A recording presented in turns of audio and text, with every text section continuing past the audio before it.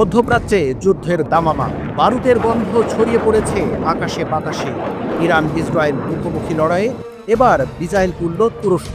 President এরদোয়ানের ঘোষণা, যুদ্ধ থামাও, না হলে গোটা অঞ্চল পুড়ে ছাই হয়ে যাবে। ইসরায়েল ইরানের চলমান সংঘর্ষ নবম দিন পেরিয়ে গেছে। আকাশে চলছে মিসাইলের লড়াই, মাটিতে মৃত্যুর মিছিল। আর এই ভয়াবহ সংঘাতের মাঝেই মুখ খুললেন তুরস্কের প্রেসিডেন্ট রিসেপ তাইয়েপ এরদোয়ান। এরদোয়ানের ঘোষণা, এই পাগলামি এখনই থামাতে হবে। একটুখানি দেরি হলেই পুরো অঞ্চলটা ইতিহাসের কালো অধ্যায় হয়ে থাকবে। ইউরোপ, এশিয়া কেউই রেহাই পাবেন।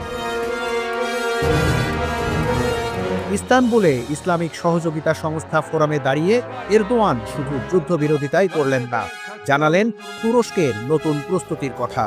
ঘোষণা করলেন তুরস্ক মধ্য ও দূরপাল্লার মিসাইল উৎপাদন বাড়াবে। তার ভাষায়, দুর্দিনে যেন কেউ তুরস্ককে আক্রমণের সাহস না পায়। এরই মধ্যে রাজনৈতিক যোগাযোগে সরব আঙ্কারা। ফোনে কথা বললেন জার্মান চ্যান্সেলর ফ্রেডরিক মার্জেসের সঙ্গে। বার্তা দিলেন পারমাণবিক অস্ত্রের প্রশ্নে ইরানের সঙ্গে আলোচনায় একমাত্র পথ। কিন্তু এর মাঝেই প্রশ্ন উঠছে, তুরস্ক কি সত্যি যুদ্ধের জন্য প্রস্তুত হচ্ছে? আন্তর্জাতিক বিশ্লেষক আহমেদ খান, তুরস্ক হয়তো সরাসরি যুদ্ধে জড়াবে না, কিন্তু অস্ত্র প্রতিযোগিতায় পিছিয়ে থাকতে চায় না। আঞ্চলিক শক্তি হিসেবে দাঁড়াতেই এরদোয়ানের এই ঘোষণা।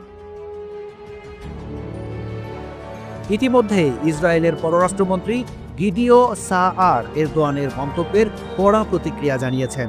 তিনি বলেছেন, এরদোয়ান স্বপ্ন দেখেন সাম্রাজ্য গড়ার, অথচ নিজের দেশের মানুষকেই দাবিয়ে রাখেন। দূরে আগুন জ্বলছে, কিন্তু তুরস্কে তাপ ছুঁয়ে যাচ্ছে প্রতিদিনের রাজনীতি, অর্থনীতি আর কূটনৈতিক চালচিত্র। ইরান থেকে আসতে পারে শরণার্থীর ঢল। তেল ও গ্যাস সরবরাহে বাধা পড়লে আরও বাড়বে মুদ্রাস্ফীতি।